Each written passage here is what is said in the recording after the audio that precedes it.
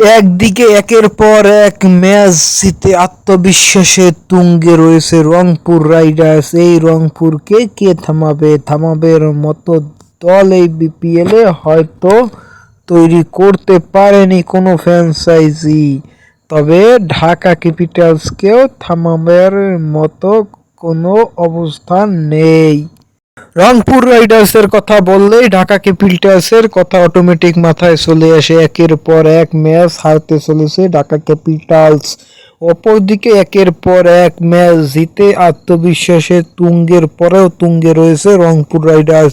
2025 বিপিএলে এবং তাই কোনো ম্যাচ হারেনি নাজমুল হোসেন শান্ত নয়, নুরুল হাসান সোহানের দলটা।